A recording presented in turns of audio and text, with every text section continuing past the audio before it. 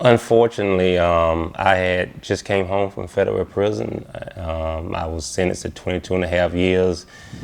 Thank God for Barack Obama, who fought against the ratio of the crack cocaine disparity. And I'm Sean Yancey. Today, President Obama signed a bill closing the gap between how long people are sent to jail for powdered cocaine versus the much longer terms given to people who use crack. A bipartisan bill to help right a long-standing wrong by narrowing sentencing disparities between those convicted of crack cocaine and powder cocaine. But what happened was when I got home, we call them YNs, and they came to me and were like, hey, law enforcement won't let us go to the park. I'm like, the park is public. They can't stop y'all from doing that. And they won't let us, Sylvester, I'm telling you. I say, I tell y'all what, y'all meet me out there on Sunday, and I'll make sure everything good. And so they met me out there on Sunday. I made sure that they came. Police didn't bother them. And from that point on, unfortunately, the phone never stopped ringing. History and truth is so important, and too often the history of the black community and what black Americans have contributed, how we were redlined, and the things that we had to fight for, and the things that we have and the things that we don't have. We're standing here today in front of what used to be called FC Cummings. As far as the writing, what you can see is dilapidated. No one seems to care. And what happened is that we had no housing. We had no subdivision in this community. And some folks came along and bought this land and began to develop it. The history to this is that most people don't know this. One of the only black general contractors in Lake City, Florida, actually built all of these houses in FC Cummings. I am a grandson to my grandmother. I am a brother to my Down syndrome sister. I am a grandfather to my 6 grandkids. I'm a father to my son. And I love reading books and learning about things that other people choose not to learn about. And I try to make sure that I do the best job that I can in my relationships to improve them and make them better, and make sure people that I love and care about are happy. And what his daughter and I did, because they never did finish out phase 2, is that we bought it and said, you know what, Vanessa, your daddy and your uncle started this. Let's buy our community and let's finish where they left off at, because some folks ran off with the funding. I hate to say this, but the hardest part of my journey has been my own people. I've gotten more resistance and more kickback from them than anybody. I'm too aggressive, I'm too loud, I'm doing too much, I need to hush, I need to do this and do that. And I have a philosophy, right? I tell people to know me is to understand me, and to understand me is to get to know me. And that sometimes you have to be loud in order to be heard. None of this would be possible. We wouldn't be able to build subdivisions. We wouldn't be able to drive.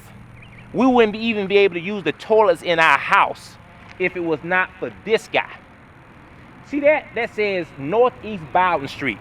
Mr. Bowden is a legend, a pioneer among the black community and people. Mr. Bowden is the reason we have paved roads, sewer, single-member voting in the Richardson Recreation Department in the black community via a federal lawsuit because your ancestors wasn't willing. That name is reference to Mr. Glenn Bowden. He's a pioneer. 16 years on the city council, 24 years with Miss Corrine Brown, who was a U.S. state representative. He was her director. Let me tell you what this guy did. It's amazing. In 1982, he filed a federal lawsuit. The black community had no paved roads. We still had outhouses. And he sued to give the black community sewer, to give the black community roads, because they were all dirt, to give the black community what is called single member voting district. And everybody thinks that the Richardson Community Center exists because the county somehow fell in love with us and wanted to give us a community center. No, that was a part of the lawsuit. They were forced to turn that into a recreation department. So the federal lawsuit said this: if Lake City and Columbia County refused to give the black community paved roads, sewer, a recreation department, and single member voting district, that they were going to withhold all state and federal funds. Therefore, the city and the county acquiesced to the lawsuit, and that is the reason that we're able to have paved roads, sewer, and single member voting in a recreation department in our community. And I always say, if it's a different way to get some results, don't tell me about it, demonstrate it, and let me see it, and I do it. Otherwise, don't criticize me for what I'm doing, because everything that I've done, the way I've done it, we've gotten results. 3 sacred places in our community. Annie Maddox being 1, Knee Black Elementary being 2, and the Richardson Community Center being 3. Maybe not in that order, but those are 3 sacred places in Lake City, Florida, in the black community, right? You ain't got to worry about nobody vandalizing. They've never been touched. I've never doubted myself. I made a vow to God when I was in prison to come home, and I told him that I would right all the wrongs and make positive ripple effects for the damage that I've done to my community. And I always knew he was with me. And my grandmother used to always say, Mookie, I don't know why you out there by yourself, ain't nobody with you. And she didn't understand. Grandma, listen, God is always with me. I made a vow to him, and for them to fight me is them to be fighting against God, and they will not win, nor will they succeed. And if you look around at the things that I've been able to accomplish with a few people, I think that says everything about God being in the midst. I want to walk over and show you another piece of the history that joins this. I own the Greyhound bus station, and I own that whole city lot right next to it. Interesting story. Most people like, hey, how did you buy the Greyhound bus station? How did you know it was for sale? Well, to be honest, I didn't know it was for sale, right? What happened was I originally tried to buy this piece of property, and by default, the people who owned this property actually owned the bus station, and they wanted me to make them an offer on both pieces. So I made them an offer on both pieces. They accepted the offer, and the rest is history. What we have here is what is called the concession store. It's a fully licensed through the state of Florida convenience store. You mind letting me in? So, and I'll show y'all around a little bit. Thank you. So, I only have one child, my son. He's Slyvester Warren the 4th. I'm the 3rd. He has a son, Slyvester Warren the 5th, which is my grandson. So one of the things I did was carve out this space for him to create him his own legacy of having him a store, having him a way to become an entrepreneur and make a way for himself, right? Instead of handing him money, I handed him space to create something for himself, and this is what he's done with it, as he also works a full-time job at the Walmart warehouse and another part-time job. And hopefully this would grow. He wants to put a barbershop chair on the back side of this wall. He called me last week, and he wants to extend it. So I'm very proud of him in that sense. I just hope that he's using all that money to take great care of our grandbabies. What do you wish you knew before becoming an entrepreneur that you know right now? You know, I'm from the streets. A lot of skills transfer over, but unfortunately, you get misguided and you think that it's a different game, but basically it's worse. And I wish I would have knew that when the grass is cut, the snakes will show.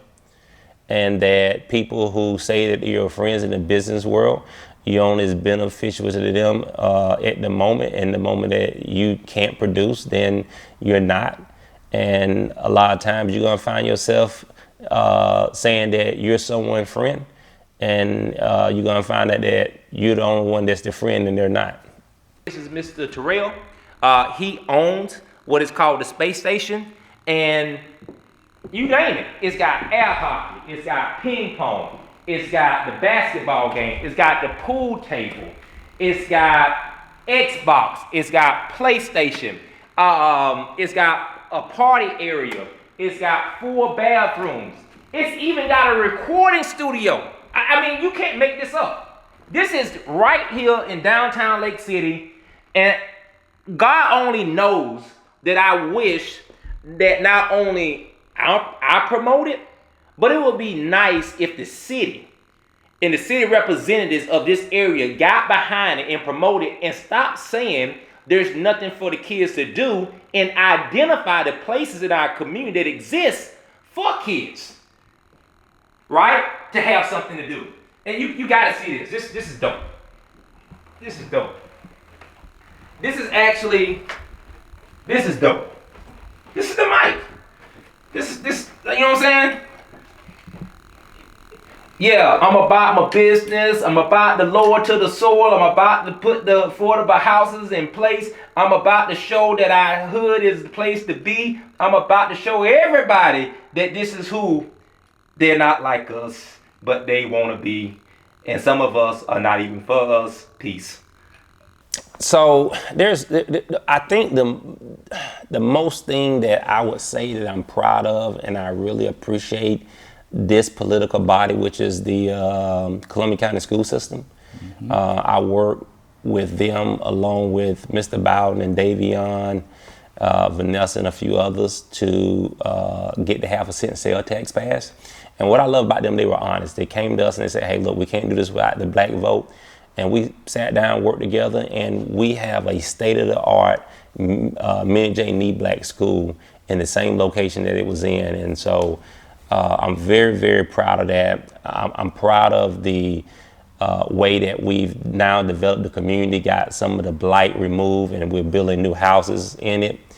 And as far as the future, I'm very excited about the hospitality business that I'm gonna go in, which is hotels, and also the first black credit union that I'm on my last step of completing.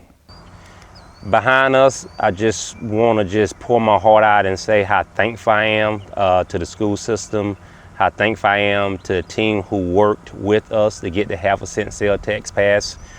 Most people didn't understand the importance of it, but if you look behind me and you see that Knee Black Elementary now has a state-of-the-art school. My great-great aunt, Minnie J. Knee Black, many people don't know that the J stands for Jones. She was related to my aunt Alice Cecil, who's a funeral home director here in Lake City. And she actually gave the property to actually build the original school on that is no longer here. I wish she could be here to see the state-of-the-art school, where now, for the very first time, our kids in this community will have a state-of-the-art school. They will have state-of-the-art internet and state-of-the-art books and everything that you can think of, with some of the best education, some of the best teachers. And so I'm extremely proud, I'm extremely ecstatic that I was able to have my hands and my vote to be a part of making this happen. That's incredible, man. If every person watching this could take one action today that would matter, what would you want it to be and why? So I want to answer this question. I want to answer it right. One thing I want people to do, because we all know that 90% of black people believe in God, and most of them say that they're Christians. And I want them to understand that they have to stop being so heavenly minded until they're no earthly good, right? Because Christianity has a tendency of making you more focused on the afterlife than the life that you're not living. And in doing so, that's a major hindrance to the things that we need to be doing on the ground. And so I just disagree with that. Though I love my brothers and sisters, and I just wish that people will stop thinking that prayer fix everything and get off their knees and get on their feet and put some action behind it. All right, I'm lower to the soil, and so now we've reached the pinnacle of the soil, and me being lower to it, no greater soil than the Winfield Church of Christ. My grandfather, who is from Newark, New Jersey, who is now deceased, was a minister and evangelist that created Church of Christ from New Jersey all the way to Lake City, Florida. Here's a 10,000 square foot building that he established. On the other side of this dirt pile, which is the soil, it's a pond that he used to fish in. Well, now my grandmother wants the pond closed because, you know, it's a liability and she's not really into water and whatnot. And so she put me in charge of saying, hey, Mookie, get the pond covered up, yada, yada, yada. We went to Swanee River Water Management, got the permit. And so it took a lot of dirt. And so I said, Grandma, let me scrape the dirt off the land. And that's why you see all these piles.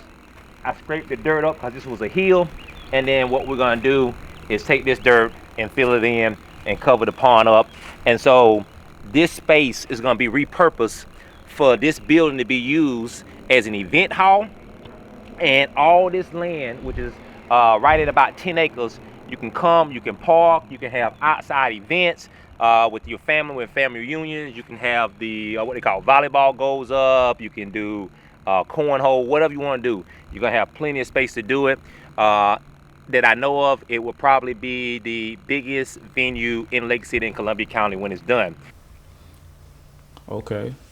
So last question. How do you stay inspired and motivated when the journey gets tough? Oh, that's kind of like, it's a turn on.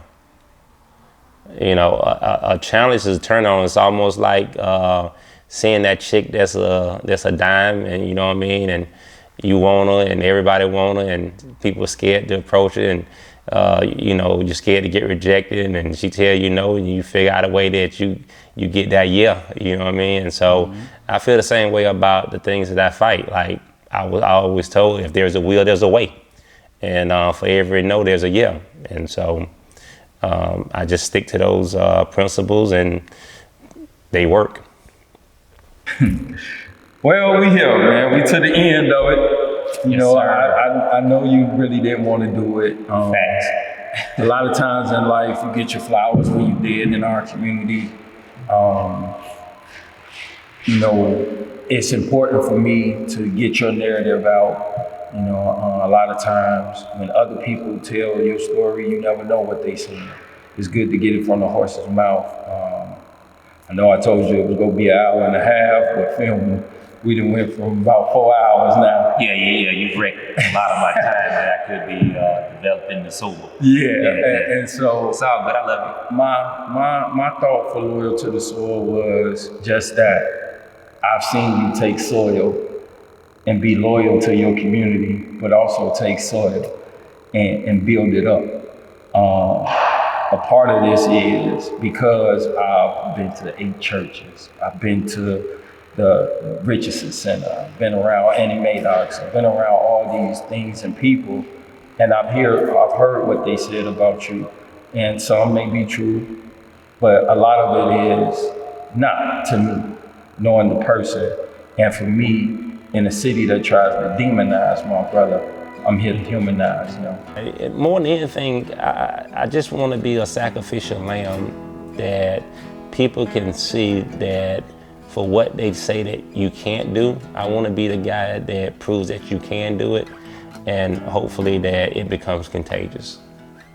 Hopefully this documentary will give you a version of me that's separate from the 3 minutes that I normally stand at the podium at the city council meeting or at the county commissioner meeting. I hope you enjoy it, and I hope that you gain a different perspective, and I hope many will join me on this ambitious drive to make things better for all. Love, peace, and grace.